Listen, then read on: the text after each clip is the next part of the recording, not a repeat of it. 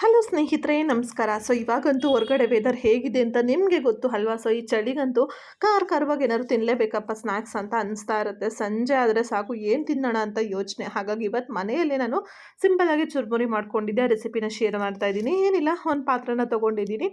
ಅದಕ್ಕೆ ಚಿಕ್ಕದಾಗಿ ಕಟ್ ಮಾಡ್ಕೊಂಡಿರುವಂತಹ ಈರುಳ್ಳಿ, ಹಸಿಮೆಣಸಿನ್ಕಾಯಿ, ಟೊಮೊಟೊ, ಕೊತ್ತಂಬರಿ ಸೊಪ್ಪನ್ನು ಹಾಕ್ಕೊಂಡಿದ್ದೀನಿ. ಇವಾಗ ಅದಕ್ಕೆ ಸ್ವಲ್ಪ ಸ್ಪೈಸಸ್ನ ಹಾಕ್ಕೊಳ್ತಾ ಇದ್ದೀನಿ. ಏನಿಲ್ಲ, ಸ್ವಲ್ಪ ಅರಿಶಿನ ಪುಡಿ ಅಂದರೆ ಸ್ವಲ್ಪ ಚಿಟಿಕೆಯಷ್ಟು ಮಾತ್ರ ಹಾಕ್ಕೊಂಡಿದ್ದೀನಿ. ಹಾಗೆಯೇ ಒಂದು ಅರ್ಧ ಟೇಬಲ್ ಸ್ಪೂನಷ್ಟು ಅಚ್ಕಾರದ ಪುಡಿ, ಜೀರಿಗೆ ಪುಡಿ, ಹಾಗೆ ಸ್ವಲ್ಪ ಚಾಟ್ ಮಸಾಲ ಎಲ್ಲನೂ ಕೂಡ ಹಾಕ್ಕೊಂಡು ಅದಕ್ಕೆ 1 ಟೇಬಲ್ ಸ್ಪೂನಷ್ಟು ಆಯಿಲ್, ಹಾಗೆ ರುಚಿಗೆ ತಕ್ಕಷ್ಟು ಉಪ್ಪು ಮತ್ತು ಸ್ವಲ್ಪ ನಿಂಬೆ ರಸನ ಹಾಕ್ಕೊಂಡು ಚೆನ್ನಾಗಿ ಮಿಕ್ಸ್ ಮಾಡ್ಕೊಂಡಿದ್ದೀನಿ. ಇದೆಲ್ಲ ಖಾರ ಚೆನ್ನಾಗಿ ಮಿಕ್ಸ್ ಆದ ತಕ್ಷಣ ನೀವು ಇದಕ್ಕೆ ಕಡಲೆಪುರಿನ ಆ್ಯಡ್ ಮಾಡ್ಕೊಳ್ಳಿ.